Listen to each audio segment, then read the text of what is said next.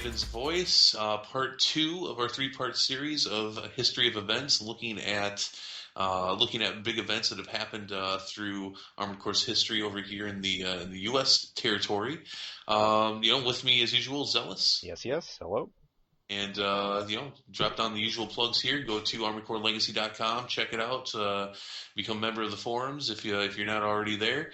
Got to go to our website, theravensvoice.com, check out all of our episodes that we have up there, and don't forget to email us at ravensvoiceacl@gmail.com.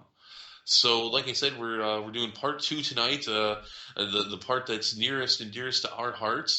This is basically about the Midwest. Part one obviously was where it started. MOC started with AC2, went into Armored Core Nexus. Unfortunately, I mean that was a really long show. Which by the Yeah, way, let me say even further. That was a great show. I really enjoyed that. had a lot of fun. Had a lot of fun. I was saying, in fact, I made a comment on this that, uh, besides just the show content itself, I mean, that meant a lot personally, uh, Hmm. to me as a player too. I mean, that there was a large chunk of history there that I had missed out on that I myself, didn't know. So, I mean, it meant a ton. So, uh, Penguin Deuce, thank you again. Yes. Thanks to everybody who chipped in on ACU. Thank you for the thread and everything else. We appreciate it genuinely. Thank you. It was great having Penguin on, and just we talked for about an hour before the show as we usually do, and Hmm. we were talking with Penguin and just kind of getting a bit of a vibe of what things were like there. I mean, obviously things were posted on how events went and such, but really, verbal feedback and actually just kind of talking and reminiscing at this point about the events and what they were like.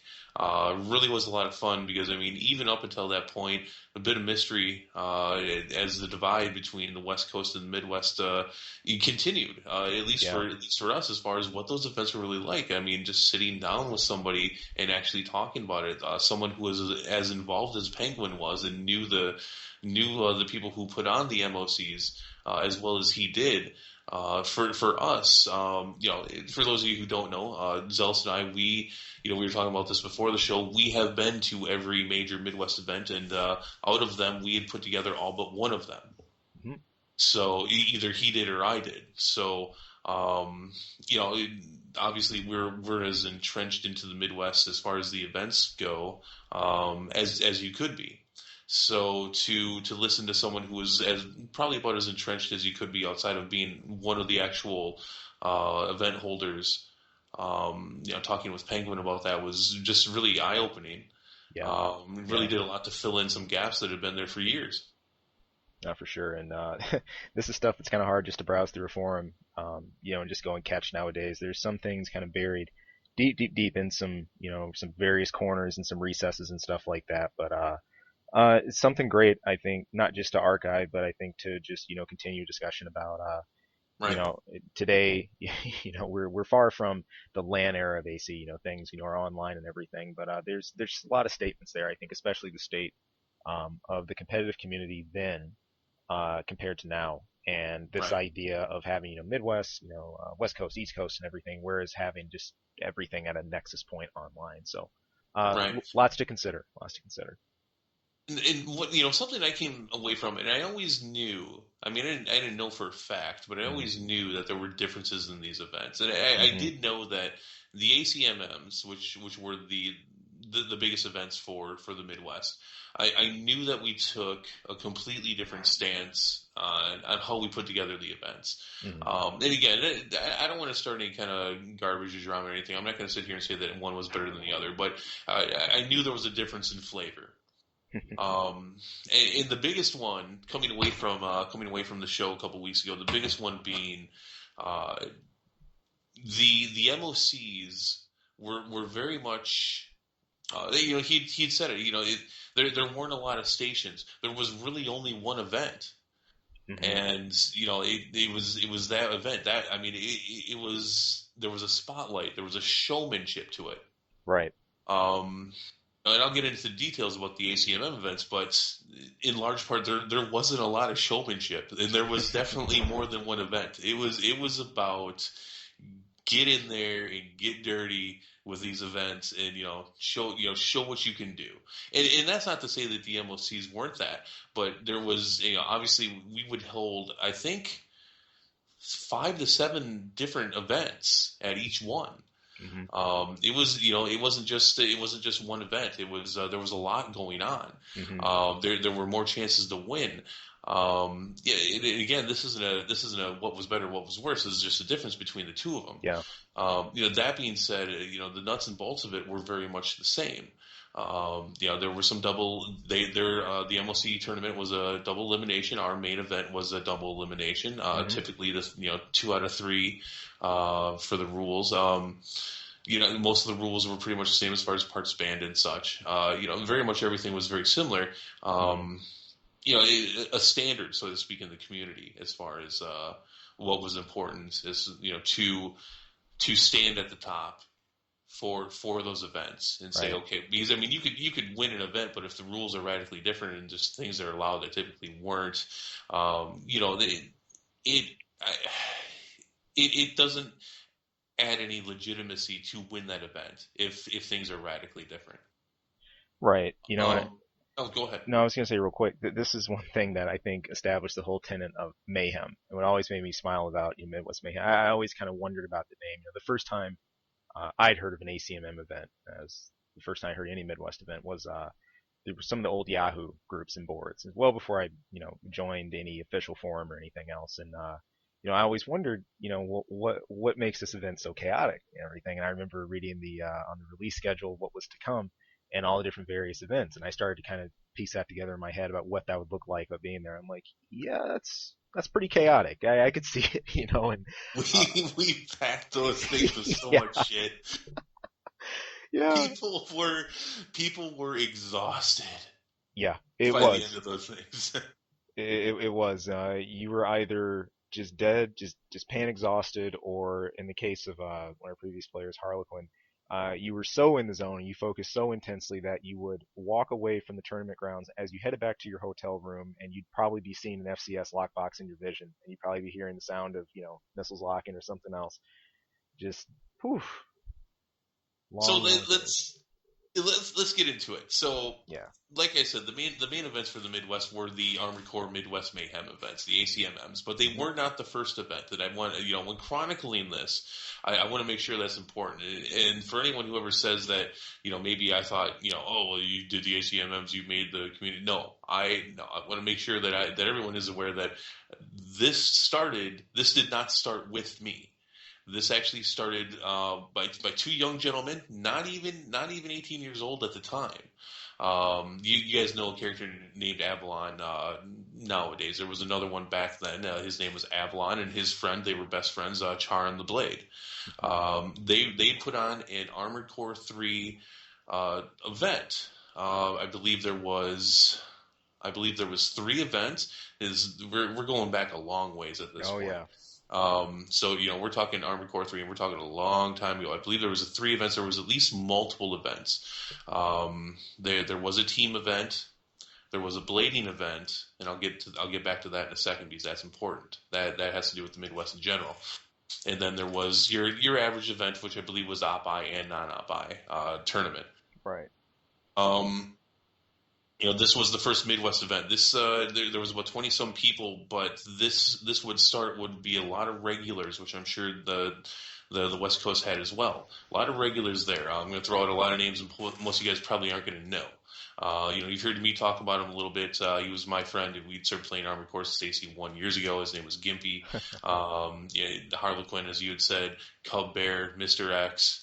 There's others as well. Charon and Avalon, who would be around for a couple more years after that, Hmm. be regulars at a couple of the ACMMs. But this event, there's really set a foundation for there is a desire for this. I mean, everybody wanted to go to events back in the day, but there were people. Would people actually do them? Would people really host them? Would people really Right. go and drive and make it to these things? And it's important to. And I wish I remember the name of their event. It doesn't do it justice that I don't. But they're the ones who set the foundation. They're the ones that set the Yeah. standard that really would push things along for several years after. And there's a really important tenet being established here, and I'm glad you highlight that, Pearson, about where things begin with these events, community-wise, and how a foundation, it's like we'll get into this more as we walk through it and progress and discuss. But it was the same thing on my end. Even with the rest of the events we had that came up during the middle of the ACMM seasons and after, all of it was a continuity.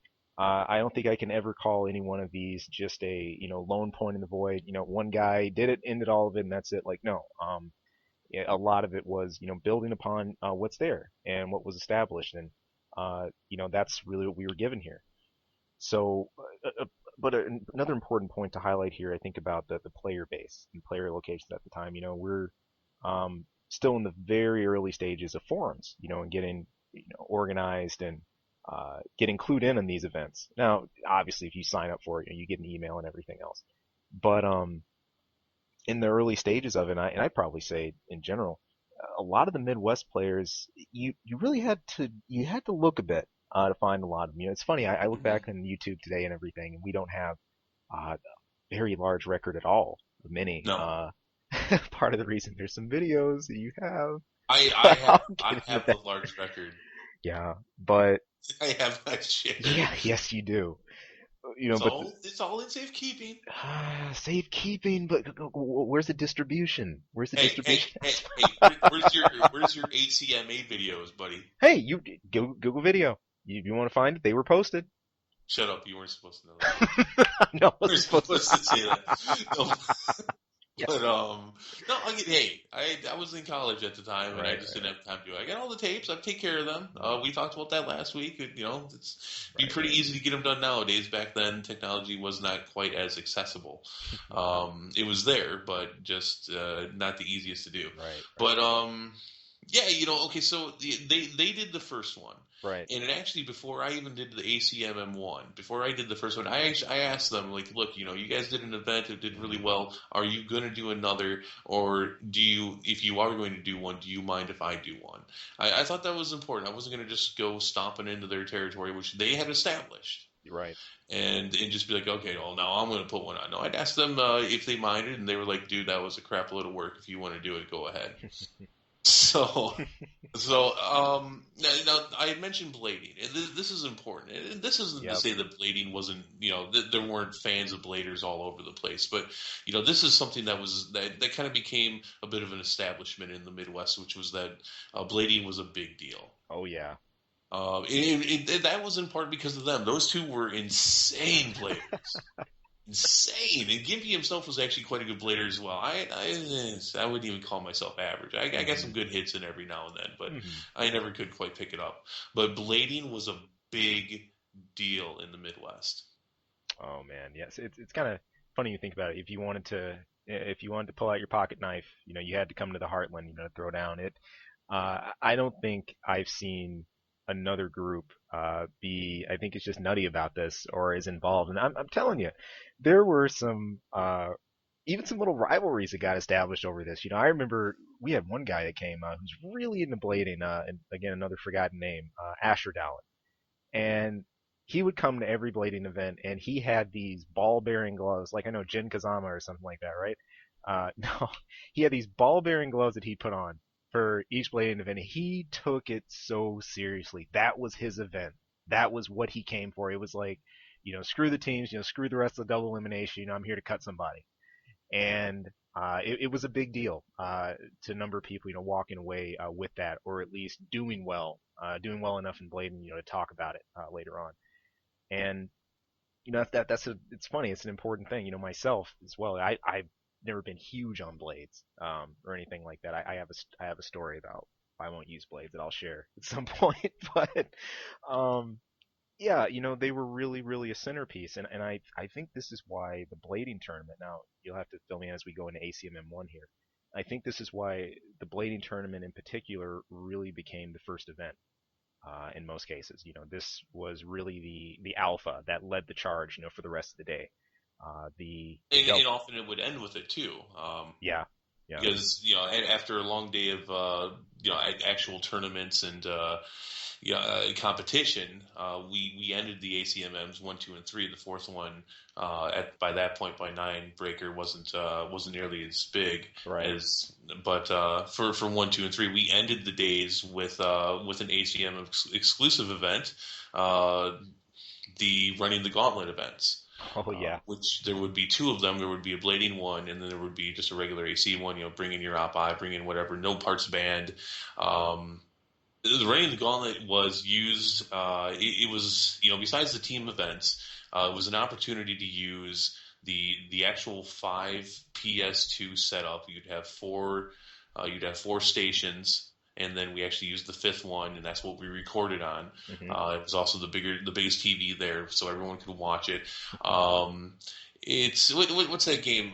Musical chairs. It basically was Yeah. musical chairs, where you would the gauntlet events for the ACMMs, regardless if they were blading or not. Basically, we lined up all the chairs in about three rows Hmm. in this, basically where everyone could pretty much see what's going on the screen.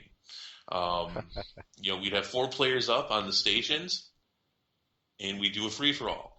And depending on when you got killed in the free for all, and it would depend on the points that you get. If you got killed first, you got no points. First one, the second one out, you got like three. Hmm. If you were the second to last one out, you got six. And if you were the last person in, you got to keep your spot. Yep.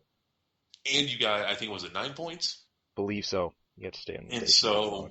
so that person got to stay in, and three more would come in, and the three that just got knocked out would go to the end of the rows.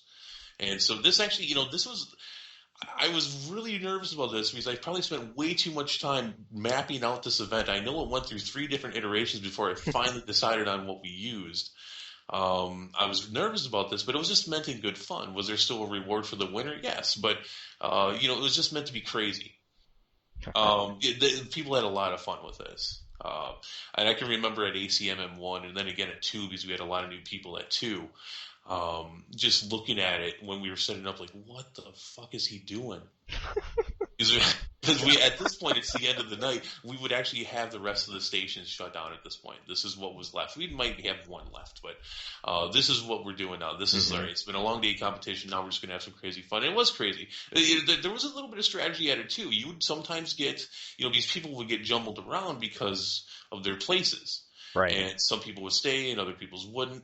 But every once in a while, you get friends in there, you get competitors in there going against each other, helping each other out. The thing you had to watch for, though, was that if the guy who kept on winning, if you kept him in there too long, he would eventually just own the event. Yep. He would just get way too many points. And so, there's a little bit of strategies like don't leave him in there. And so that became fun too as the other three tried to get him out. And so it was a lot of fun. It was like craziness.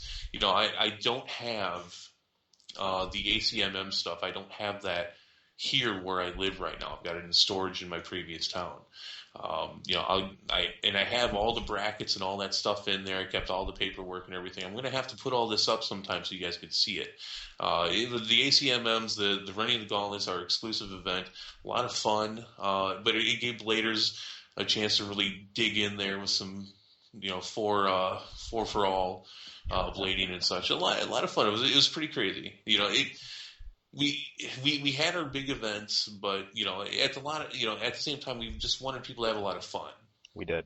And the most hype thing about these, and I'll just say this from being in one, I'll never forget. The first time I got an experience with the Gauntlet, 'cause my first tourney that I joined was ACMM2, and it was the same deal. I see all these chairs getting set up. I'm like, what's this about? I said, oh yeah, there's that last event. So I get in on it, and check it out. And that turned out to be one of the funnest events of the night, if not the, because it wasn't just a time where some people would sit back and spectate, and if you were going for a free for all. I mean, this is the point where, and come with me here, visualize this, where you have 30 something AC players at the end just sitting there just yelling at screens Mm-hmm. like, kill him, kill him, kill him, Get that he, guy. he get that guy, like he's still in, and some people, taking the advice, kind of like listening to the rest of the crowd, going for the person who's been in longest. Others, just being flat out opportunist. Hey, you're turned around, take a moonlight shank in the back. Oh, and So then the good. crazy shots and like the Yeah. close matches and everyone freaking out. I mean, it's exactly what you would want in an event where everyone gets to interact and play as well. But there's you obviously have about 25 to 30 spectators going at the same time. Yep. The best part is when someone would try to hide. Everybody would be pointing that shit out Yeah. like, dude's over there hiding, go get him. You have You, people with snipers trying to take people out. I remember a couple of those, couple snipers out there trying to hide and snipe out everyone else. Oh, it was crazy. oh, it was. It was. I think one of the years that it's just a quick story point. One of the years this got to a fever pitch was when Wu Fei first entered the scene. Another lost name. ACMM3, and he came with the crew of about, oh goodness, 5 or 6 other players from his town. It was kind of funny because they were all Mhm. using names from Gundam Wing.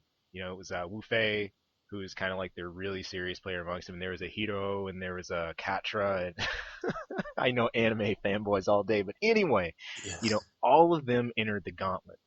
And there were some cases where they'd be playing, they'd be on at once. Maybe there'd be 2 of them on, or you'd have a couple, on the off chance waiting for the rotation to get in. But they still really tried to stay tight and use their team tactics regardless. They were both on. They'd save those kills for later, fighting one another the best they possibly could. They'd give the heads up, and so it still showed that even within that, you could still have some form of like camaraderie if you really wanted to, or to focus on who you wanted to take down, or who you potentially wanted to try and keep up. So real crazy. Good stuff, and it's kind of funny because you still kind of get a semblance of this, if anything, with playing online, is that you can do the 10 free for alls and such, and Right, you get people yelling and freaking out about wins and losses, especially with Verdict Day when you could switch to viewing from someone else's right, perspective. right. So that's pretty cool that can still exist, but being in a room with a bunch of other AC players and and they're all waiting to get their turn too. So obviously they want the matches to end quickly, and but everyone yelling at each other and just being there in the room again. Hey, this is something that you're going to see as an obvious theme. Uh, the LAN events really were pretty special for what they were. Yeah, Being there and playing with other people. So it was pretty cool. I was very, with ACMM1, I was very nervous about going into this because at this point, I mean, obviously nothing like this had ever existed. Very nervous if it was going to work out or not. It's right. like, I played this out in paper so many times. I'd already jumped 2 different versions of it because I just didn't think it was going to work. Put this out there, and yeah, I was sweating bullets the first one. I'm like, if this bombs, this is gonna just the latter end of this event, ACM1 is just gonna suck. But no, people really liked it, so it was pretty cool. We kind of had our own exclusive thing. A lot of people seemed to enjoy it. But besides that, okay, so let's get into a little bit into it. So, like I was saying, Hmm. ACMM1 comes out. We announce it about 5 months ahead of schedule. We're still very much into AC3, ACMM1. 3 weeks, Hmm. 3 weeks after Silent Line comes out. And I remember everybody thought I was crazy for that. I had a feeling that Silent Line was going to be close enough to AC3 to where it wasn't really going to matter. The mechanics of the game would still be there, be Right, an opportunity to, so it's going to be, all right, it's going to be 3, what we've been playing for about 2 years, but with new weapons and stuff. The plan, which I was able to do, was to have an event shortly after it came out, and then ACMM2 was going to be at the latter end of Silent Line, right. which thankfully worked. Hmm. So you get the competition in there early on, obviously working on the hype of the fact that the game had just come out. You know, AC3 to Silent Line was a lot of hype. A lot of people were waiting for that game. Really, a lot of anticipation for it. So yeah, I played off of that as well. Um, ACMM1 had 31 participants. I think we had 36 people total. Hmm. And again, it became a staple for the Midwest, which was pretty cool. Again, I threw a lot into it. Was really hoping that would be the case. Just because I mean, we had the event that we had had. I could Hmm. tell that Charon and Avalon weren't really sure if they were going to do one again. I think had I not done ACMM, they probably would have done at least one more. But no, it was pretty cool. The goal was to set up an event because from what I can tell, the Midwest was a lot more diverse than the West Coast. Hmm. You had a lot of Blading fans, you had a lot of Op-I fans, you had a lot of non-Op-I fans. Hmm. Um, you know, there wasn't just while it was never really I think of the right word. It, there wasn't any debate that the non-Op-I was what was respected the most in the Midwest, just like it was anywhere else in the community. there was a home for Op-I in the Midwest, and this was something that I always supported. I mean, at the end of the day, non-Op-I ACs ended up at the top, and as well they should be. But there was definitely a place for them here. So, a lot of diversity. So we had blading events, we had op-I events, we had non-op-I events, we had team events, the gauntlet events. Again, so a lot to get done in one day. Yeah. And for ACMM 1, 2, and 3, uh, the formula didn't change much.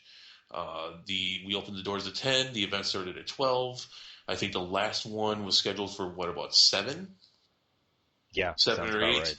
You get out of the we had until midnight with the place that we used. Hmm. Good old Ramada Inn in Janesville, Wisconsin, which unfortunately doesn't exist anymore, so it makes me a little sad. Yeah. But yeah, so and there was like 5 to 7 events. You didn't have to participate in them if you didn't want to, and some didn't. Hmm. Some didn't want to participate in the op-I or the non-op-I. This, of course, changed with Nexus when everything was, Right. or when op-I was gone. But um, yeah, so 31 participants at ACM one. Hmm. Um, this was very disappointing for me. 45 registered for ACMM2. I think it was 33 actually showed. Yeah. That Yeah. that You was talking that was about the big that? problem with ACMM2 was that I had some serious last minute scrambling I had to do. The events got off late because a lot of people just didn't show. And Uh, I that was still, harsh. remember your look of worry. That was my first time actually having a chance to meet you in person. I had two others from my area register that came, Dragonis and Heartless, that year. We all showed up. I remember. I mean, you look sick. I mean, flat out. I mean, I know this stuff's like dear to you, but and that was one of the first things you were talking about. Like about how the ones that are registered, who like hadn't shown and all that. And I was thinking for a second, like, hey, we can still pull this thing off. I'm like, yeah, we can still pull this off. There's plenty of people here, Still but plenty of people, yeah, but I mean, one of the things that we did with the ACMMs was that we announced the brackets the night before. hmm So serious reworkings on the brackets had to be done right then and there. It was pretty frantic for me. yeah, But no, we got it off and everything was fine. Um, Now you're gonna have to help me on this, and this is kind of sad because these were my rewards for people, and I don't remember all of them. I I'll do know my best. for at least 1 and 2, we actually made custom emblems. Hmm.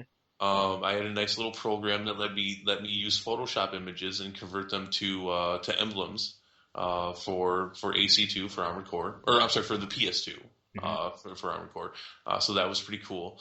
Um, we gave away there was a cash prize for each event, Oh yeah. um, and that was dependent. I had an estimation uh, of what they would be, but that was also dependent on how many people actually showed.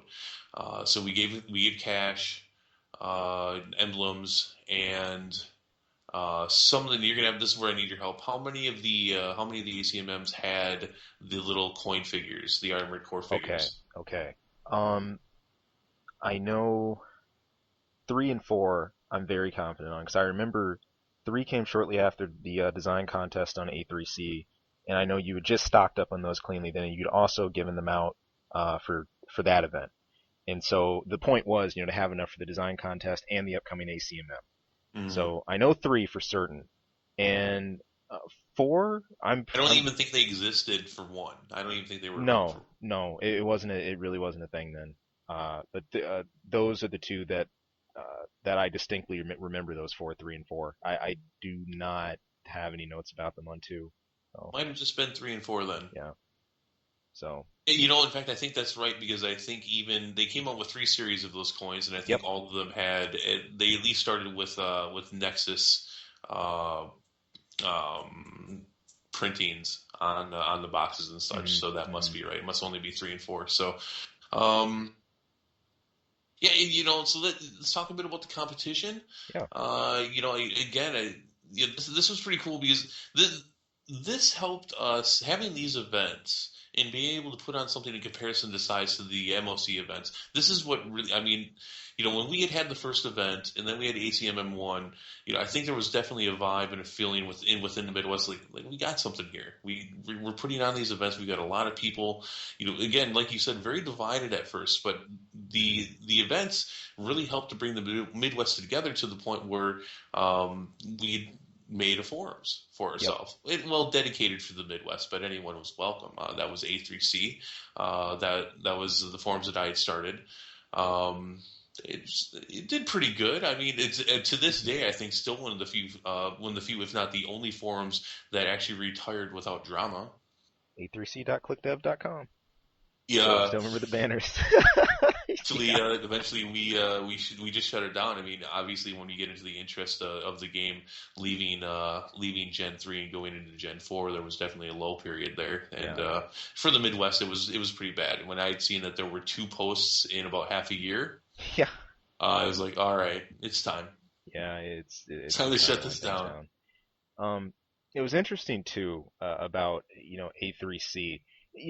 Like you said, it had that exclusiveness about it, but it also had an openness to it. We welcomed anybody who would be visiting from any forum. It was it's Yeah. free house, whoever. But the interesting phenomenon here, a lot of the players who posted in A3C really didn't post elsewhere. There were some people who came over to ACO, who posted XGS, Gear Shadow, myself, Tierson would go, obviously, Horror Stones, Cub Bear. But then you had a lot who wouldn't. Luke Bravado, one of our biggest OpI fans in the Midwest, I never recall him messing with ACO a whole lot. Um, and this accounts for a number of players. I think Mr. X, and I know you're still around, bud, but you're as far as being on ACO, I remember you on A3C way more.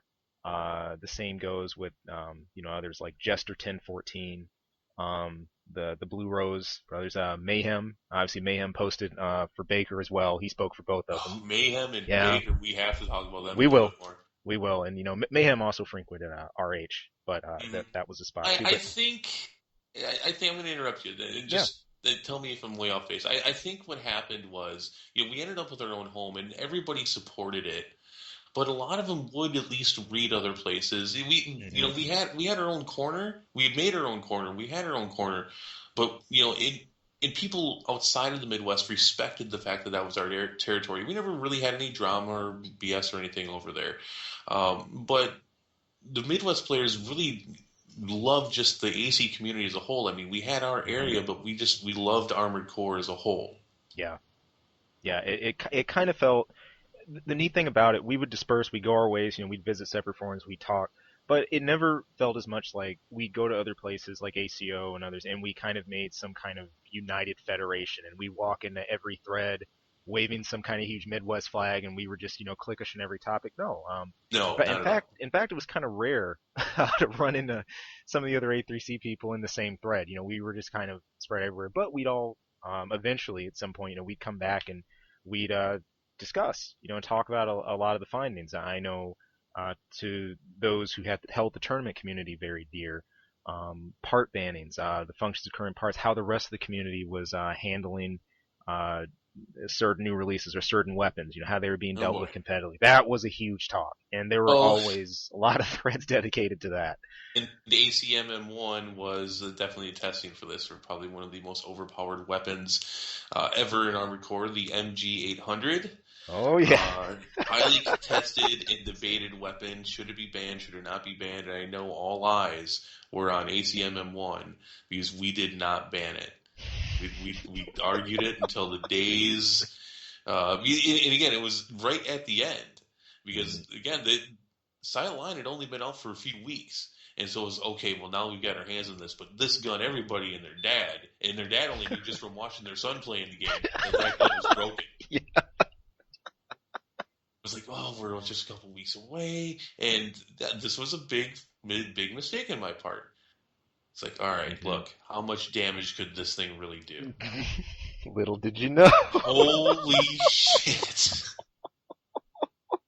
I accepted the nickname that was ACMM1 was called Armored Core Machine Gun Mayhem. Oh my god, the MG800 was everywhere. That being said, it was myself and a friend of mine. We won the team event, the non-op I team event with a couple K saws and going old school with missiles and K saws. But oh my god, that fucking gun. Everybody had that guy. And why wouldn't you? Look, we talked about this early on. We destroyed the myth and we have destroyed the myth. You get the older players, and it's dear to my heart. I appreciate what they try to say that back in the day, we wouldn't make builds that just for power, just for winning. Bullshit. We saw it time and again at the Midwest events when it was time for competition. No, throw creativity out the window. Everybody's coming with an MG 800. The gloves were off. If you were allowed to use such an insane weapon, it's like, well, hey, there's the gate, so go for it. Right? Now, there's something interesting to highlight here too. A lot of the tech now, MG800 is one of those obvious things on the table, but what was neat was um, there was I can't say there was always a ton of stealth tech that slipped under the radar that would appear at an event. Most things, especially about part bans or parts that would be worth banning, appeared before the event, or there would be a lot of discussion about that, or there were things that would pop up. There were very few instances where I think a mechanic really slid under the radar, specifically the design that won ACMM3 with backdoor cooling. That was one. That was one instance, but I know a lot of others. They were discussed and talked about, and it was there and on the table. I did not see such as, hey, Carousel Mark II slipped through the door, or hey, you forgot stealth extensions. No, I mean this was pretty thoroughly talked about. Planned. We tried to uh, go off the best things we could, from other events, and not just that, but speaking with other players, who had, competed at those events, like, well, how did that go over, or what types of matchups, did you see this in, how did it function against, and then uh, for those who recorded, seeing some of this in action too, so uh, that was there, and that was always interesting, I compare that to an events like some of the fighting game tournaments, right? One thing about Evo every year is that people always look for the new technology with different characters because of the new patches and everything that come out. And invariably, there's usually something that's been under the radar that someone just hasn't seen or hasn't found, or a certain loop or a certain frame trap that connects that usually a lot of people that haven't figured out in mass, or it's been kind of kept under wraps within certain groups or teams. But here's an event, especially with this series of tournaments where, at least personally, I felt this stuff was on the table pretty clearly, and the warning flags were all raised well before the event. So Clearly, the crazy MG stuff. 800 was banned for ACMM2, Oh yeah, and to the oh rejoice yeah, of many. But yeah, so that was that's definitely that's a note in the history for the Midwest events. We did Silent Line first, and we paid the price for not banning that gun. Um, I back then I remember being a lot more upset with what it did to the event, but looking back at it now, right, not such a big deal. Everybody had a good time. right. But and again, it was banned for ACMM2, and I would have to say I think ACMM2, even though we had so many people that didn't show, we still had a lot of people. Still one of the highest number of attendees for any event for Armored Core, period. 33 participants. I think it was 37 or 38 people total. Hmm. And with that, again, Gimpy needs to be said. Gimpy helped with every single event. Also, a real life Hmm. friend of mine, John, who never really played Armored Core, did our announcements. He would announce the matches. Which was not the easiest thing to do because I mean when you had you got 13 PS2s going, 30 some Yeah. people in that room, Yep. and just a nerd's delight going on for about 12 hours. Yeah, it's a little hard to yell over that, but he did it. He had a set of lungs on him. If it wasn't me yelling it out, it was him yelling out. This person to this person go to this station. Yelling out winners sometimes. It's great help.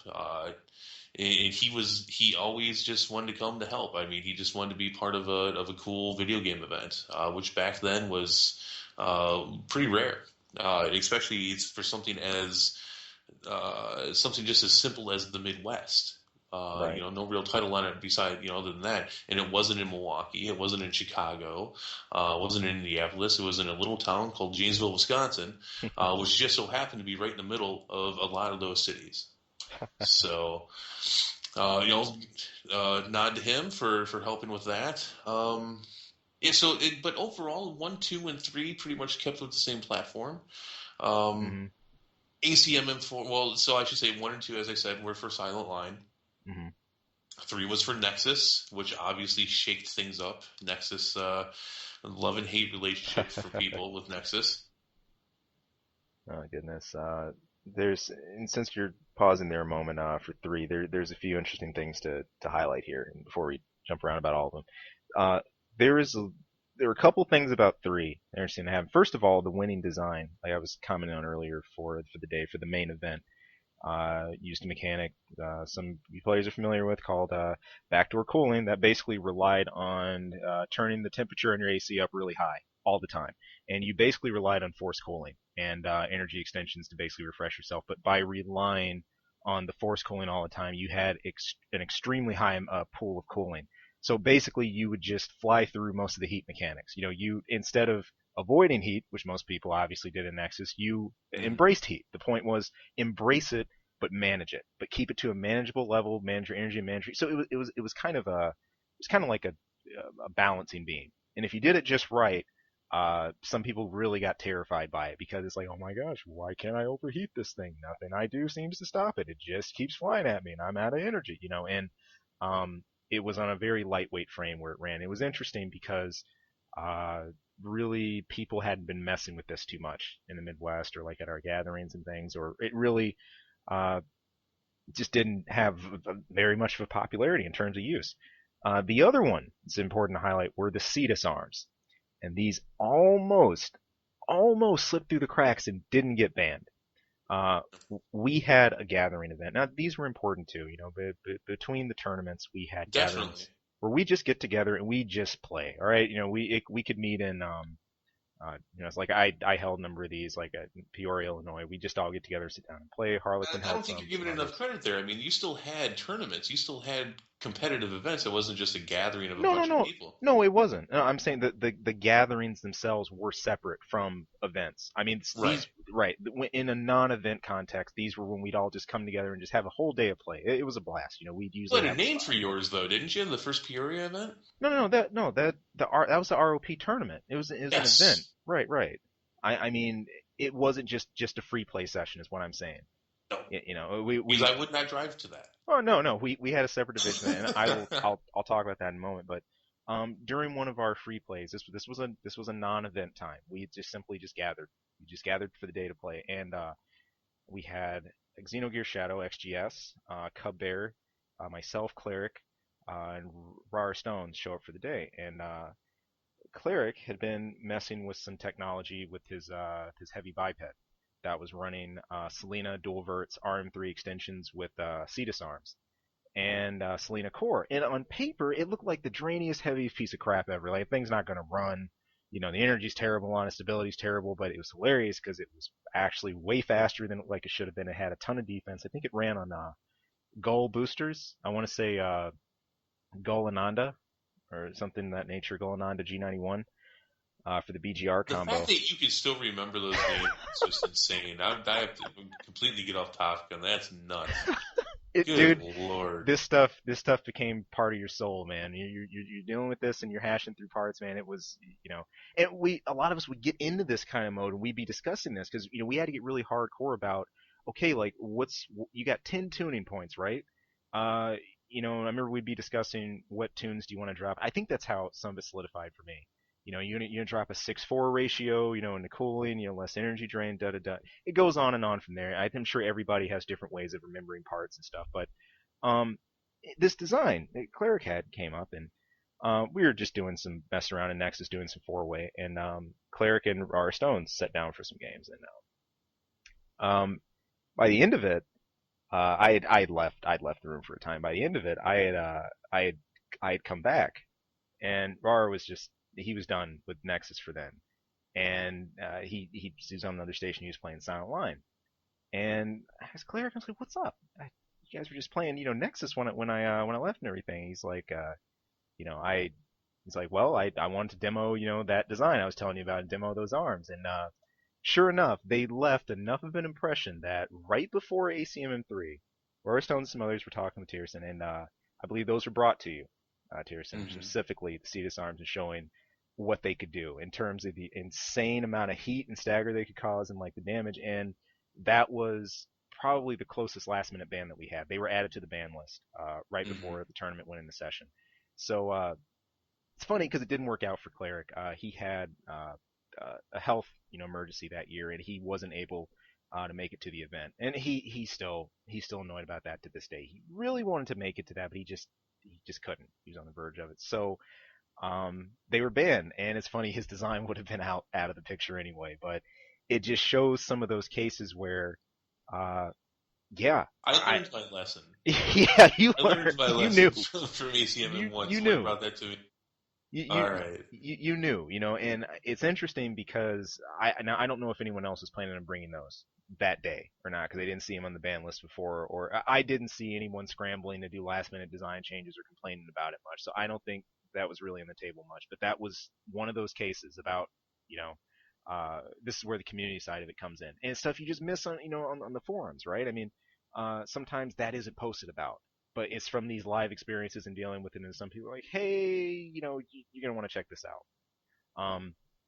In that same vein, though, leading up to the next ACMMs, no, we had a gap time. The ACMMs just didn't hit one after another, after another, after another. You had, Yeah, yeah, closest were 1 and 2, but then right. it was between 9 to 12 months between 2 to 3 and 3 to 4. So, we had a gap period, and before I move the rest of three, I think it's important to mention since I was on the topic of gatherings and such. After ACMM2, I was really inspired about events, and most of all thrilled that, holy crap, there's a Midwest scene for the game that I love. I never thought this was going to grow beyond maybe me and five others playing this out of the basement or something. You thought So, you were gonna have to drool at the mid or at the West Coast ones your whole life. That's what yeah, you thought. I did. So did I did. everyone else. So did everyone I else, which did. is what I think was the initial driving force. And yeah, I mean, yeah, I always wanted to make it, over to the MOCs, but for various reasons, you're 15 and 16 and stuff like that. And, a trip from, let's say, Chicago or from Illinois or from Minnie all the way over, to Cali, well, might not have been in the cards for everybody. Or, high school or something As it didn't work. turns out, it wasn't in the cards for anybody. No, it wasn't. That was the best part. It was just too much of a, skip. But um, here we had these events, and now we had something, some steam. We really had things getting established. So I said, you know, um, what's to stop others from going forward with this thing or having other things in the meantime, right? So, we covered just some free play and getting together for it. But I said, there should also be some other events that we can get engaged on and just kind of keep everybody hooked in. So Nexus was getting ready to come out. Also, Excellent Kai was just starting to kind of come on the scene, and some information was posted on ACO. People were talking about the third-party tunneling software and how to get things connected. So I said, oh, there's some stuff happening here. You got AC finally about to go online, even if it is backdoor and backwoods and down by the river and everything, whatever you want to call it.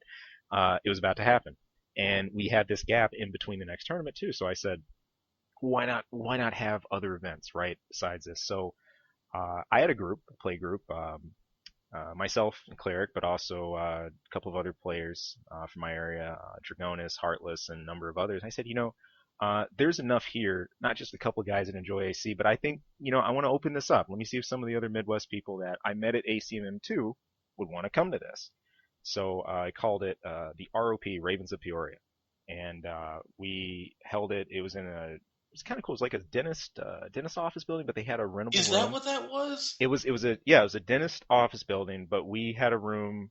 It was like on the like seventh or like eighth floor or something like that. That was kind of like a sort of like a little conference hall, but it worked perfect for what we were doing. So people had to bring their TVs and stuff, and we had all the tables and stuff there already, fortunately. But Yeah, by the way, guys, so this is just to let you know, this is before before GPS. Finding this yeah, place was yeah, horrible. yeah, Oh my god, we had to call. It was like he's like, yeah, no, he's right. Whereas the actual room that you had it in was perfect for it, but it was like stuck in this freaking little nook underneath a bridge with a troll protecting it, and you had the Jesus Christ. Again, back before GPS, I don't even know if any of you can. I don't know how many of you can relate with that, but Peoria, not the biggest city. no, Not knocking it, but not the biggest it city. wasn't. Not It a lot wasn't. of reasons. It's Small town. not huge in tourists. So yeah. But no, it's yeah, I have to give you a little crap for that because No, no, go. it took us like an hour. It took us like No, an extra hour just to find it. my cell phone was going off the hook that day. I remember that you called, Cub called, XGS called, a bunch of others did. It was just funny because it was so easy to pass by it, and it wasn't, the most. It didn't exactly have like a neon banner on it or Pretty anything. It sure it was wasn't. using that predator technology for camouflage. Oh, for sure. Just straight up clothed. So, there you had it. It was, but everyone finally got there. We got settled. And I was really worried about that. I was like, ah, shoot, make sure people can actually get here. Don't end up driving in circles for 3 hours. But yeah, it was condensed, and this wasn't an event I intended to say, I'm just gonna pile everything, and I want to do a gauntlet, and this. It was really a focused event. We had a main double limb, and we did the brackets there. We randomized it on the spot, and picked it. We had a bit of free play and everything to warm up, but yeah, we came in and we threw down just simply just for an AC event, and Tierson made it. Gimpy did a number of others I met from ACM too. I was really hyped about that, and I was like, okay, cool. Now we can connect the dots here. It's not just Janesville, Wisconsin. I'm going to see these guys. Right. If we can get something organized and planned well ahead of time, we can. And same deal. For the release cycle, I tried to give this plenty of breathing room up front. Many months ahead of time. I think the same cycle, roughly about 5 months, something like that, and 5 or 6. And people had time to plan, get ready to come. And leaving by the end, I wanted to at least put some information in everybody's hands. And I don't know who actually pursued it, but I tried to put together some info about Kai, coming up because I was nerding out about that at that point. AC's, I'm like, oh Yes, my you gosh, were. yeah. And I think for others, it was just like a little much, to take in. And you were going to hear about it anyway if you frequented, forums and all that eventually. But the day was a lot of fun. The event was a blast. Those who got to come really enjoyed it. I know, because Cleric was sick, from missing two already, and he was just so like, oh my god, I got to play in a Midwest event, somewhere. So, um, I really think that's where the fire really was burning most intensely, and things really solidified in terms of knowing, we can go forward with this and be really really solid. And things just kind of led from there. After that, like I said, we did some other gatherings, and we went into ACMM3. And by that point, we were starting to get some new people on the scene too. I mentioned, Wu Fei and some of the others come in, and this is important too. Some of the people, a number of the people who came, it wasn't just one player. They would tell other players from their small group, like, "Hey, Oh there's yeah.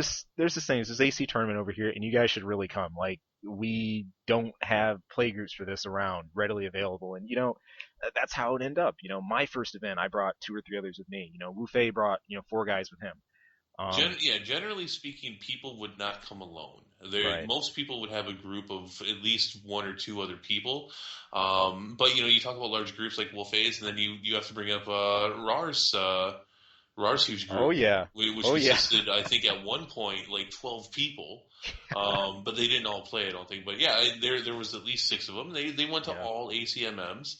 Um, it's there's something to be said for that. They had a name too, I think, and I don't remember it. But they were all very much, and I don't mean this insulting, and I don't think they might even think that they might get insulted the fact that this is the term I use and that's a bit harsher. I would say I think the word misfits is the perfect terminology for that because they were all misfits in their but they were in their own way too, which was also interesting. They were, from an outside perspective, they were a group of young guys who were all different and uh, became a group because they were just different from the norm. Because just nice, diverse group of guys. Of course, this is one of the things. This was a regular thing in the Midwest, which is that Roar Stones would piss off everyone. Except he did have a home over at A3C, and he was fine over there. Never had any issues with them. In fact, that was one of the things that we could say is like, look, you guys don't get along with this guy, but he's fine over here. Quit being an asshole to him. I don't know. He, he's a contributing member over here at A3C, and he's actually really damn good at this game, and he was. I'm a little upset with the comments that he had to say about territory and home turf and all that for not coming onto this show because I mean the foundations that was built for events and the ACMMs and such. I mean this was his turf. This was his home. This is where these events is where he made his name. And could he have done it anywhere else? Yes, but did he do it anywhere else? No, he didn't. So a little upset with him for making the comments that he's made here recently. Of course, we wanted to have him on the show. He is the most winningest competitor for the ACMMs. He also single-handedly eliminated me out of more events than anyone else. Rar Stones versus Tierson was a regular thing that happened, and I don't think I came out of any of those the winner. A couple 2-1s in the best out of three, but never the winner. Actually, now that I say that, I think I did once for a non-op I event, but I'm really not sure.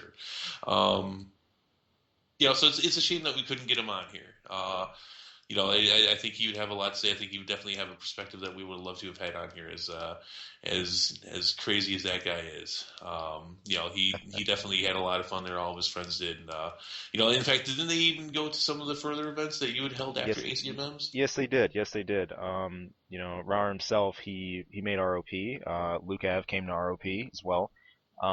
There was a time where I couldn't mention the two of them without saying both in the same breath. Rar Stones, Lukav Bravado.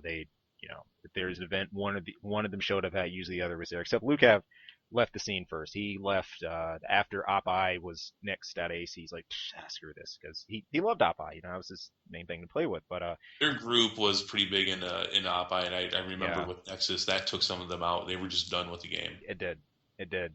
But we talk about personalities here, and it's funny, like you said, the enemies of fate, the ones that you just always ran into in the brackets. If I recall, ROP you got matched up against Rara Stones again, and it was just Yeah. always there. Um, we had a number of these things, and it's funny because there were these people that you get so riled up about over the forums. Like you said, there were a bunch of people that got just pissed off over Rara Stones or comments or things like that. Wu Fei was Oh, another one. People got so mad about the stuff Wu Fei would say about he's being this and he's that. But funniest thing, you meet the guy in person and it reminds you of something off of WWE, wrestling. It's just like there's so much to say about the personalities that went into these events and who you wanted to say was the villain and who you want to say was the underdog or who you rooted for, who that you saw Roar as reveled in being the villain in he the did, AC community. he did, he did. If I recall, his title was the Inganacious. But yeah, I mean but he obviously for A3C he couldn't get away with that because we knew him. We knew him in person, so so yeah, that's you're not pulling that crap here. So That's not gonna work. so when we had that, uh, in so many too, and you look at it and you think, oh man, like a soap opera is developing. But no, I mean this is part of the fun and part of the draw.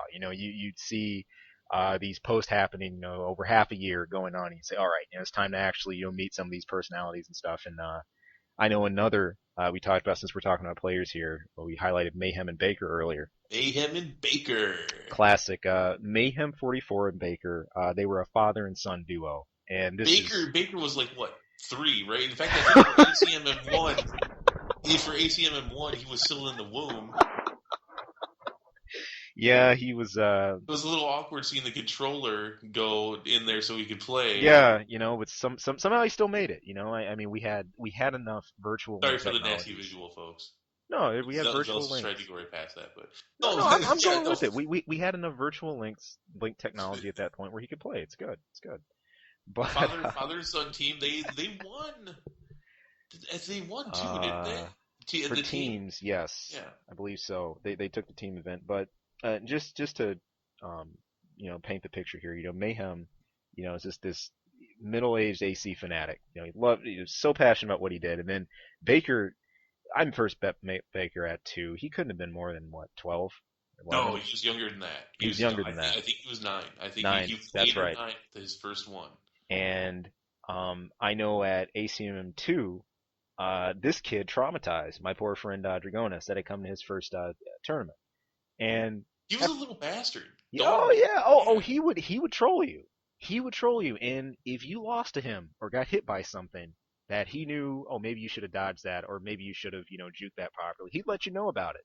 And if you let him, he would get in your head and he'd bother you. And the trouble about my buddy Dragonis was he he let the mind games, get to him. He So was such a, he almost should have been in commercials. He was such a cute little kid, yeah. and he was a little bastard. He beat you. He was just like shrugged, like I'm sorry.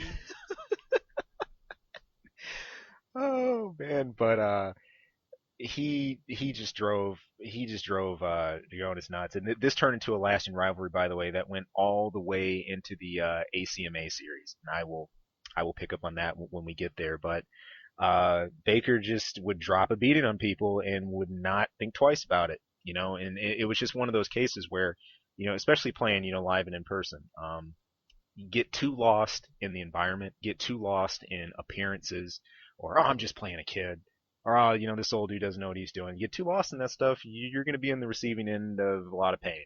Mm. And it was really interesting, because you're outside of not just sitting in your room just doing like an online match. There's periphery happening around you. There's other people yelling about matches. There's a sound of other things going off, and you really had to have just a different kind of zone in and focus on what you were doing. And on top of that, not letting your opponent get to your head too. Um, so Well, now speaking of getting into your head, yeah, when people get into their own heads, and there's the classic tale that I tell you about the guy at ACMM1 oh, this is who good. shows up. He's a tank player.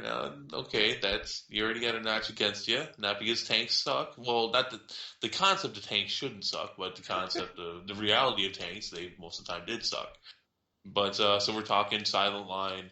He shows up, and he's kind of a big guy, and he's got a lot of attitude going with him. And I'm like, I never really heard much from him before on the forums or anything. And he shows up, he's like, yeah, man, I did this and this and this to make sure that I was here for this today. I'm going to wipe the floor with everyone. This is I'm going to show everybody what I can do. And I'm just looking at him like, all right, man, what are you're using a tank? Good luck with that. It's, he gets his ass kicked in the first round of the first event of the day. He disappears. Call him for the next event, and we must have called him like several times. He's gone. He left. I mean, he came in with so much attitude and ego, is like going to destroy everybody, and it's just like he's gone. So embarrassed that he left, never said goodbye. Basically wasted $20 coming in for one event. There, maybe we had candy out. He probably got some candy, but no, I couldn't believe I never heard from him again on the forums for the next event. Nothing. See, and this was something that I think was really vaunted and treasured about the LAN events. Every bit of smack that could be talked on a forum, or regardless of what you said or what you put online about something, if you came to this, you're coming to, really say, hey, I want to compete in an event, or, I'm going to put some proof to what I'm saying. And any of that could be dispelled in an instant. When you actually, would show up to these and do that. And, those kind of voices, they just didn't have any ground. That same guy going running his mouth about how amazing he is and how everybody else is trash. Well, he got completely owned. And if he actually does bother showing up on a forum, to boast again, well, there's now a record on document about it. This is why I think a lot of that stuff wasn't allowed to fester, or take hold. It just didn't, because now there's a proving ground for it. And if someone really wants to go rave about it, then well, it's not going to be tolerated because it's already been shown, it's been dealt with. I mean, hey, what are you going to do? Get better. Go back to the drawing board. And I think that's is a perfect segue into a similar beginning, but a completely different ending with Harlequin. Harlequin was a Mm-hmm. tank player. He understood the uphill battle he had with that, and in the most part, with his tanks, he did not do well. ACMM 1, 2, 3. He was at the Peoria thing too, wasn't he? I don't think Harlequin could have. I don't think he made that day. Okay, okay. No, I might debate Well, that with you, but anyway, so this was a completely different story though. But he kept at it, he kept going, he kept pushing it, and by the end of these events and going into the ACMAs, he was one of the best players in the Midwest. he was solid. He And was real things solid. changed as well, obviously, for the mechanics with Nexus and Ninebreaker and such to favor tanks more than they, it compensated, I guess, for the bullshit they had to go through for half of Gen 3. But a completely different story where these events he kept going, he kept learning, he kept trying, and by the end of the LAN events for the Midwest, he was one of the best players that there was. Now, I'm going to say this too about real quickly about just builds and tanks and stuff since we're on the topic in the Midwest. This was something an interesting phenomenon that happened during this time. I think it was really SL where things kind of solidified. During this time, the Go Shut and the Go Map designs were still in heavy development, and the Go Shut, and like the Super Def tanks, and then the Joust tank specifically. Um, we didn't really. I don't remember too much of a forum. We talked about that a whole lot. For the most part, most people who ran tanks, they would run like the heavy weapons like the GNL, Chain Gun 300, and everything, and would go forward from there. Um, but this is really interesting. I feel this is a little side of it we missed. Jousting tanks specifically, and you can go check out some MOC vids of this. It's out there. This is something we really didn't get into a whole lot. So I really feel personally that tanks had a different representation in the Midwest than what was actually going on broadly. Because Well, I'll go and watch some of the other footage, and hey, there's some dynamic stuff happening there. But jousting tanks existed. I mean, I remember for a while I ran with a jousting tank. I don't think I ever competed with them though. Um, No, jousting tanks were pretty cool. I mean, there was something to be said for the tracking that blades got, and the fact that tanks didn't have it. You had a better hmm control than that. Maybe they. I don't, actually, hmm I got to take the way. I don't know if they didn't have blade tracking altogether, but it was definitely reduced tracking for tanks. Just because I think more for anything because of the restrictive movement.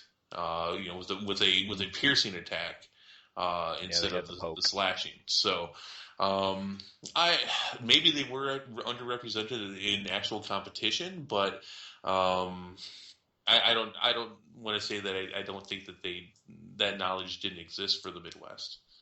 Right. I just think it was one of those areas that wasn't heavily delved into, at least as much as what was happening over what I want to say at the West Coast scene, other spots with it, because I was kind of amazed by that. I remember looking at some footage and I was like, "Why? Wow! I really just haven't seen many people from our area, running designs like that." But going back on it from like you were saying, Harlequin being a dedicated tank player to eventually really expanding out into aggressive lightweight biped designs. Later on, going into heavy amounts of dual gunning. In fact, ACMM4 and I believe ACMA1 saw him and Rawer Stones going at it with some hardcore Hmm. dual gunning near the end of their matches and stuff like that. So yeah, if you kept coming to these things, especially, there was a progression. There would not only be a progression for you, I think, coming to an event as a player, but also a progression just for the scene at large. People were going to make more networks. You're going to learn about the game. Your own skills are going to develop. You're going to start, getting more of the whole community aspect of this thing. And Right, and I mean, you started that with the Ravens of Peoria, but yeah, that actually expanded even further as time went on, where there were people who learned that they lived close to each other, uh, and so you'd end up with small pockets of people who were it getting did. together. It did, and sometimes this brought back people out in the shadows. Sean the Blade was really off the scene for a long time, and he actually Mhm. came to Peoria. I got a chance to meet him. As Yep. we got together for one of these, and that was fantastic. Um, he disappeared again soon after. I never heard from him again, but it was No, he really him. especially with Nexus. When Nexus came out, Yeah, they were done. He and Avalon were big op eye guys, yeah, and by that point they retired. They were done. They told me they're like, no man, I'm just not taking yeah. this like this. So Fair enough. So, um, I mean, honestly, looking at things though in their totality, our ACMM series wrapped up with ACMM4. That was your formal your bow out. uh, Ninebreaker, Ninebreaker. the game had hmm taken its definite downturn, or the series, I should say, not the game, but the series was definitely winding down. I think I did we even get 20 people for four? It was definitely a little more toned down. I want to say it was I like mean, right there. It was maybe 18. yeah, it was a lot more of the hardcore fans. Yeah. Well, not that if you're going to a LAN event, you're a hardcore fan in some respect. Yeah, So you are. Period. you earned that title at least in some way. But yeah, you just the people who really had a strong passion for the game at this point. But what are you doing at this point? You're playing this basically the same game engine for what 5 years at this and Yeah. now, and a lot of tweaks in Nexus really just turned people the wrong way. But Nightbreaker, I really like Nightbreakers, probably in my top five, but Hmm. they fixed a lot of things with it. But at that point, people are just like, come on, how long have we been doing this? But it's still a lot of Right. fun, a lot of smaller, but a lot of fun. You had brought Last Raven, Japanese version of Last Raven in. That was pretty cool. Yep, yep. I had started to get interested in imports. At this point, I had just checked out. I held off modding for a number of years. I remember ACMM3. It was I don't think it was Mayhem, may have been Mayhem that brought a modified PS2, and it was like soldered and everything. It looked crazy. It looked like a walking mess of circuit boards. Like I don't know, 9-ball program or something. That Anyway, reminds me, ACMM4. yeah, We brought a PS2 back to life right there. yeah, he That rezzed it. was It was a I miracle. forgot about that. Yeah, this is a fun thing too, with hardware. You had people that would probably know more about PS2s than you did or other things. So, if you had questions about stuff, this was a spot, to get things answered. And, again, ACM3 was my first exposure to, seeing a genuine modded out PS2. 'Cause someone brought in Japanese Ninebreaker, and I said, "Oh, this is cool. I got to look into importing." I got into using slide cards eventually and picked up LR. ACM4, like Tierson saying, we got a PS2 rezzed on the spot, and we had other little technical things that were always fixed, kind of answered. And this stuff happened, usually between events, before things, kind of in the after show and all that good stuff. I was kind of But happy about that because I'd actually, I'd bought in a bunch of broken PS2s off of eBay to help support these events. I'd get them real cheap, and I'd learned how to fix PS2s and repair them. So I was like, oh, cool! I get to be the smart guy here for a minute. And so your PS2 is broke. Give me permission to open it up because you're going to void your warranty if I do it. But if you tell me I can probably get this working again. He was stressing it. I yeah, remember that. I can't remember who it was, but he was stressing it big time oh man, that it was broke, and I know he was really nervous about it because we didn't have as many stations and such. hmm But no, we got it working after I think it just took like 10 minutes. I just cracked yeah. it open and cleaned the lens and cleaned it out a bit, and it was running again. So, and there you have it, and overall for the day, one of the smaller, ACMMs, but just some great play moments here. It's funny.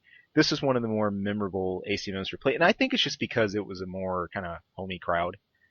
We were all, we had fewer stations. We were all in more like condensed spot. It was easier to, Mm. catch everyone else's matches, and the all around, from the teams, from some of the gauntlet, from some of the individual matches, just so many moments from this one. It's funny. The most single plays I remember from ACMM4. Uh, it just all around it That's had some weird great because I times. have the least memories out of ACMM4. That's kind of ironic. Yeah, we'd see some crazy stuff. I told this story once, and we were chatting before a show once about Wu Fei just styling on Asher Dallin and just seeing this live. It was the first match too. Wu Fei had just a commanding lead. He had Asher Dallin down to critical AP. It's about 121 smoking. Here's Wu Fei just sitting high and proud. He ran his Kurosawa AC, and he just kind of stood a moment, dropped everything except his hangered handgun, just turned around, started overboosting, shooting in the air, shot off every round except one. Asher Dallon's completely lost at this point, has no idea what's happening. He chases him, but then he just gives up and just stands in the middle of the water. They were at the dam map. I'm sorry, I'm not remembering the name, flood dam or whatewer. But Buffet ends it. He just stands atop a bridge, looks down, does an OB kick, floats over, lands clean on top of Asher Dallon's head, and with his last bullet, KOs him.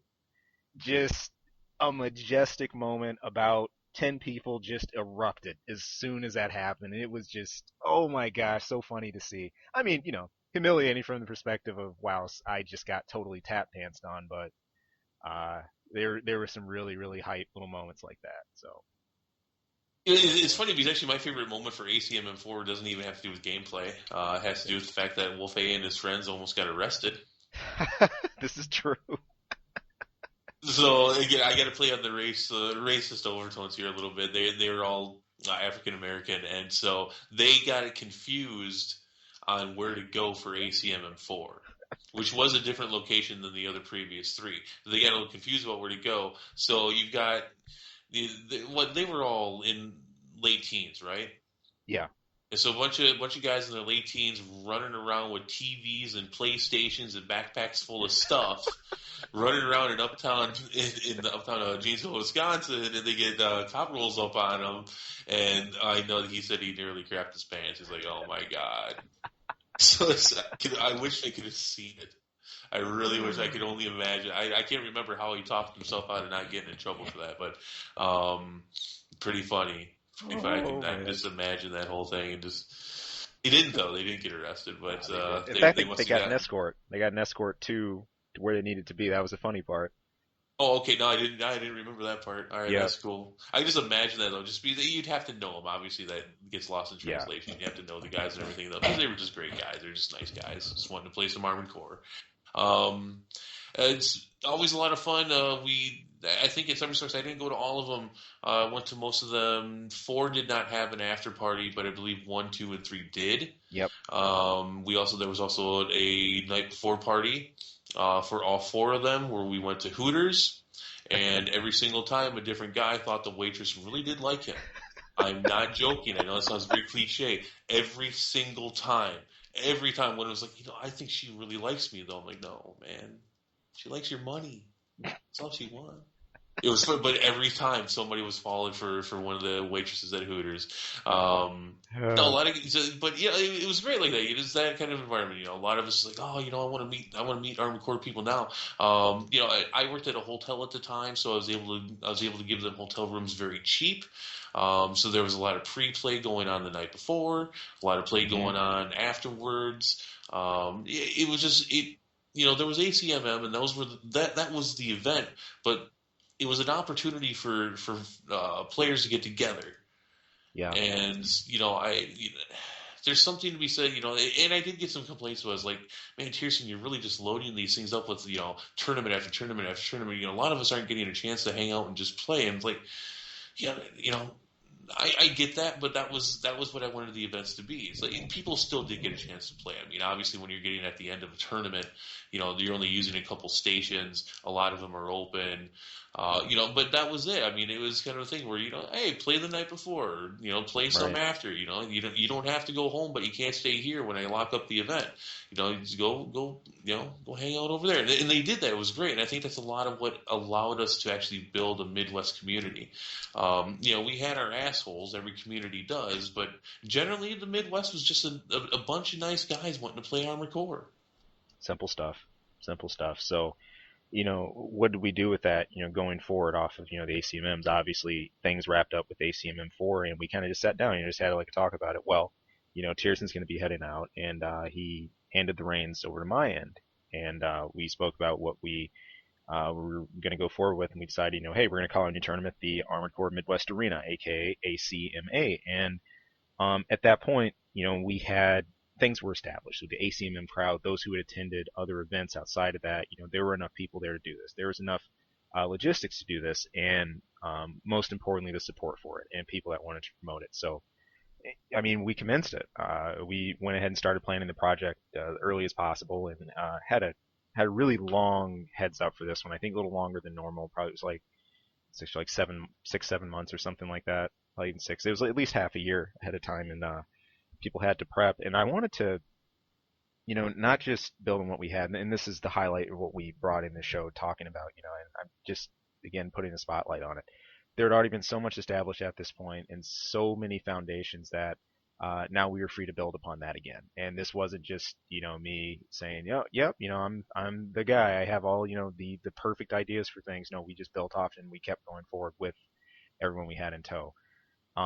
So we planned this thing, and we made sure to include a lot of our hallmarks. But there were a couple things we wanted to change.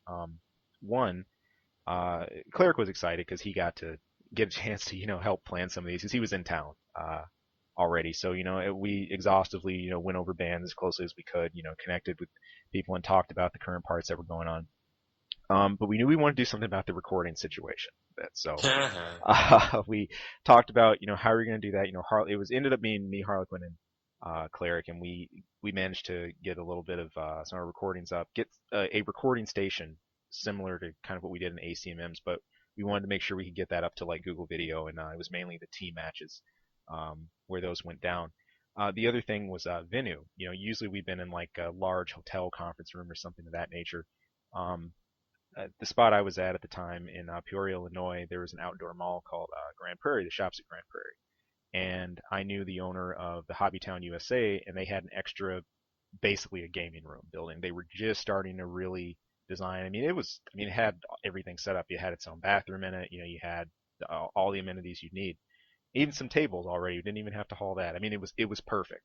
I walked in and I just saw it. I said, yeah, Armored Core deserves to be played in a spot like this. So, um, we got a really, really good cut on that. The room got settled, location got settled super early on, and it was handy because we knew we'd be around a lot. Like, okay, we didn't have the immediate on-site location of like get a hotel room, and then walk downstairs and you're at the tournament ground. But the hotels were super close already. There were tons of food stops around us. So I wanted to just walk outside and just go right across the way to a Charlie's. There was a GameStop if anyone wanted to go around the corner and pick up slash reserve Last Raven. I think it had just come out at that point. It was literally like the day before it had been released. Because yeah, it did. Because I had an extra copy. That was one of the prizes. Uh, it was a cash prize copy of LR and some other goodies. And the other stuff that we looked at because we knew as a tournament of we were looking to get a decent turnout was to expand things a bit for the winnings to first and at least a second and third for the semis. So um, we really tried to kind of build this thing and take what we learned obviously from the past, but really give it even more foundation, and push things onward. So we had invites we sent out, and people came. We got to place those on the walls. Everyone came in. That was always a kind of fun tradition that we had. People got to Oh list like yeah, yeah, pe- that was fun. people would list, their home forum. It was just simple. It was also just a fun formal way of saying, hey, welcome to this Armored Core event, and you Bring bring, in your ticket. yep, bring your ticket, and you get that, and you get it posted. And it's not like we'd boot you out. We'd say, definitely bring that, so we can get some history behind that. And it's just cool for archive's sake anyway. So um, it just an extremely fun day. We had some tensions running really high, and especially between Gimpy and Baker. I think it was pretty sure it was Brad. He just went off about Baker's hit and run tactics in blading and moonlight. We had a shortened amount of time for blading to encourage people to get in and go ahead and engage and just really go for the combat. But Baker would just hit and run away, and he always made sure he had a high AP design using like a heavy core at the beginning. Some people really really really got cheesed off about that. So nothing crazy erupted of it though. Had just the double limb was a blast. Another addition we made for this tournament was the classics event. Silent Line was a huge hit in the Midwest. Everyone loved it, and so one thing we included was to have an event that brought back one of our favorites. And of course, by overwhelming majority, the vote was Silent Line. We had a single elimination tournament for that after mains. That actually went over really well. It was a bunch of us in, Harlequin, myself, Baker, about everybody who was still there at that point, played in it. Just great. And it was fun to get hands on with SL and dust off our designs that we'd used back at ACMM2 and beforehand. So at large, it really kept things alive. The attendance for the first ACMA wasn't quite ACMM2, but they were around the same par. 30 by the time everybody got there, showed up. So it was just a breath of fresh air, like to actually get there and see it all going. And it wasn't just me. I mean, like I said, I had good support. Also, a good friend of mine who really didn't play Armored Core, kind of like John was to Tierson. I had a friend named Charlie, and he helped me do the announcements. He helped me keep up with brackets and everything like that, and just to keep a good, steady tournament flow going. So we'd established it. We were able to build upon things, and especially at a point where AC is in a general decline at this point. A lot of people left with Nexus. And to highlight this again, ACMA was Ninebreaker. We played Ninebreaker for this event. And I was really happy with the attendance based off of Ninebreaker. And I'm like, man, we still show we can still even, go beyond even what we saw for ACMM4. I'm like, that's fantastic. Uh, and Last Raven was just on the horizon, but there wasn't as much of a hype push. Let's say AC3 going into SL that we felt right, going like Ninebreaker into Last Raven. Um, by the time we got to ACMA 2, which is probably one of our smaller events, in fact, a little smaller than ACMM 4, uh, we still were getting new players. You know, Foxfire came to the scene around that point. Um, but yet, things had tapered off at that point so much. Sometimes, the time didn't work out for people and everything, but we still, went forward with our event, and it literally felt like, you know, this whole deal, like for being a last Raven. I mean, a lot of the community had, tapered off at that point as well. Um, People were starting to talk about next gen, PS3 and Xbox, and were really worried about, the lack of, uh, well, first AC being on a single console and the lack of LAN support, at least we were hearing. So there are a lot of bad stuff in the horizon. My biggest thing was I wanted to see Last Raven have more of a tournament cycle. I wish it did, but the Midwest still got to play. We still got to do our main event for it. We went ahead and we went through with LR, WLM Gauntlet team, and just nice, just condensed day. We ran, just had a good, just solid bracket and whatnot. And it was very much in the spirit of our previous tournaments. And this was in about '06, 2006, and from there, that's where things wrapped up.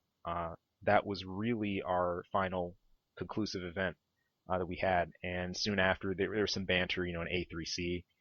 Tierson had fully made his exit at this point. He handed the keys to the board myself. But again, after a long time, just not as much interest, people around, he decided to go ahead and shut things down. And hey, thanks for all the great years. And we closed it on out and went from there. So as far as people, still there playing, actively playing Armored Core from the Midwest, I mean, it's hard to even say that now today, right? Um, a few of us are still around, but most of these guys, we lost contact with a long time ago, where they separated for various reasons. But it was an awesome time for Armored Core. It was an awesome time to be playing the game. It was an awesome time to be involved competitively, and to have that uh, in the Midwest area. Whether you were coming from Minnesota or Illinois or places like that, it was a real central point to come and convene, for Armored Core. And we look at that in its totality: the ACMMs, the ACMAs, the ROP, all the gatherings and mini events that we had going into that. There's an important history there.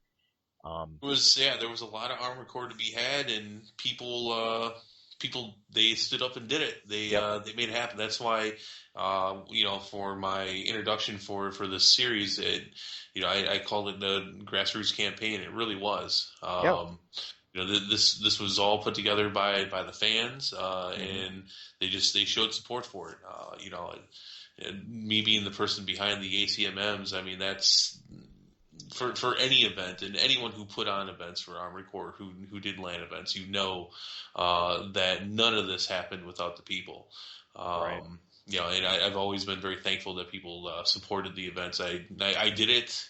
I mean, I put on the events that I thought people would enjoy. Um, you know, I'd always very much enjoyed competition. I was very lucky to have it with starting with AC1.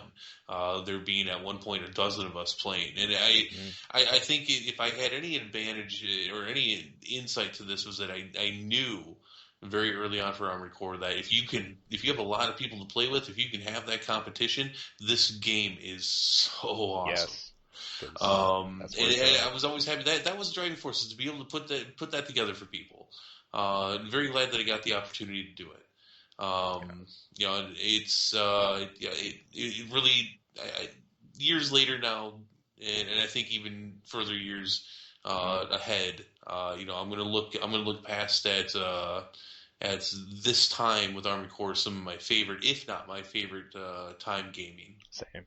Same. And that's one thing we all take away from this. I know Armored Core was the very first game that I ever genuinely took seriously to say, I want to get very proficient at this and I want to play it, on a competitive level. And to have a group that I felt was evolving as a tournament community, as much as I was just freaking real. I mean, I always imagine, man, if I ever get into a competitive game, it's going to be something like MLG. They're all going to be established, and it's going to be this huge thing already, and I'm not going to have anything to do with the scene. It was just the opposite here. I felt anyone involved in these events got to be at the epicenter of some pretty amazing growth, and it was something awesome to see. Like, it was constantly happening around you at the And event, for everybody the event. I mean, appreciated that. yeah.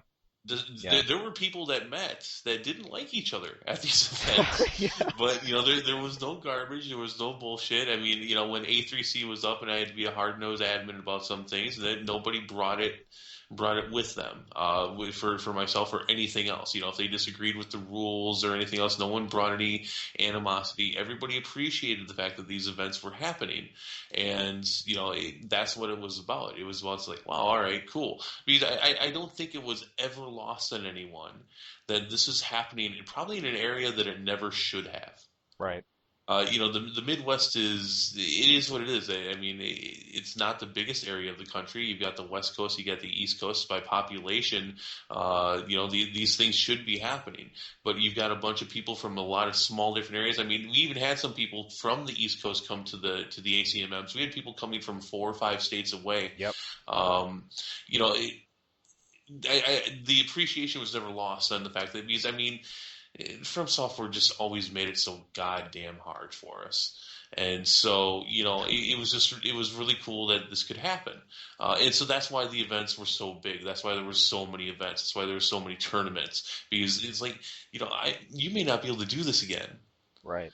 You may not be able to come to this, so Yeah. you're going to have a chance to get to know people before the events, maybe the night before, maybe afterwards. But if this is the one time you're going to be able to do this, I want you to get every single bit out of it that you can, from blading to op-eye to non-op-eye to a crazy gauntlet event at the end.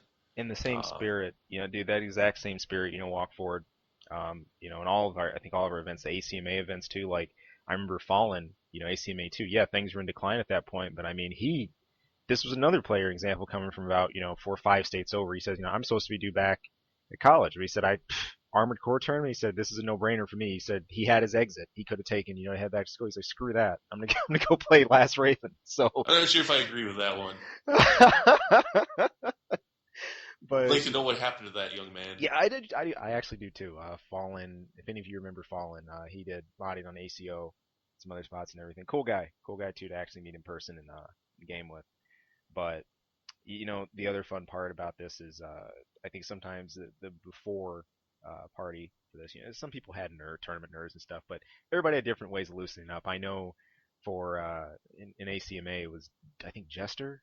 Yeah, Jester 1014 brought in his steel battalion setup like well before time. I mean, he even had his own. It wasn't blocking any of the stations or anything else, but I mean, it was just literally a thing, for free play that was over, like on his own side. And it was kind of funny to have that, and then you walk throughout the rest of the tournament grounds, and you had AC. So, there were Mecha fans. I mean, you weren't going to meet someone here that probably had no awareness, of another Mecha game. But I mean, let's face it, AC was really the mech game to be playing at that point because Right. the others just didn't hit the nail on the head like this title did. I mean, you had Mech Warrior and stuff like that, but it's just a different story and just different grounds to talk about. So, Well, now you're talking about quirky things that people did. I can't remember his name, but there was the ketchup guy.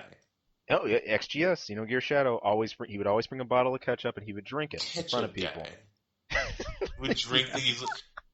Hey, seriously, look at this, and puts his head back and just squeezes half a freaking bottle of ketchup. I'm like, the fuck is wrong with you?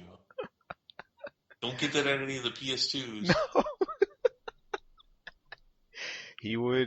I mean, I don't know if that was a steroid or something, but I mean, dude would just juice ketchup. I mean, Oh my straight up, god. like before matches. And now sometimes I got him in trouble. Now he got hit in the face with the whole volley of Titan arms. I think after a catch-up volley once, which was unbelievably funny. I can't remember. I don't think it was three. This was no, this was at one of our pre-plays before an ACMM. But yeah, he had doused, knocked down a bunch of ketchup, and he went into rage mode, playing, and he just didn't hear those Titans just get launched, and they're at Crest Base, and the sun is really bright if you look at a certain angle, and they can kind of blind you. And after a while, he caught on. He thought he heard something. He's like, "What's that?"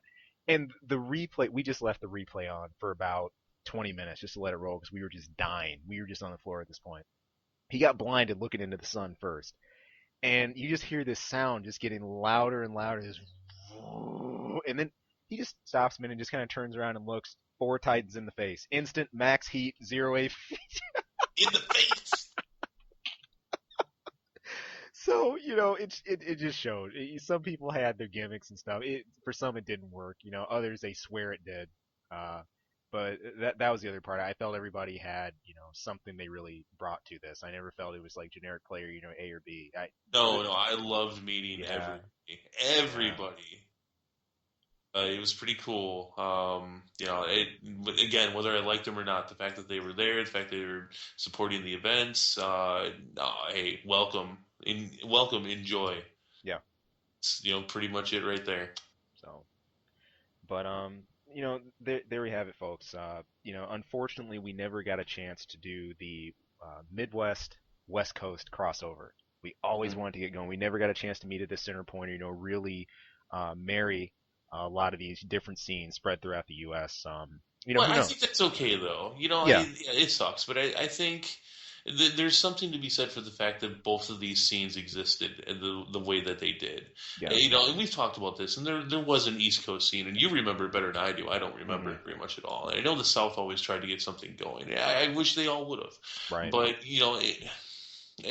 there's something to be said for the fact that yes, there's the NFC and the AFC, and they do meet up one time a year, and that might have been cool if that could have happened once. But at the same time, you had the MOC, you had the ACMMs, and that's all right. That's right.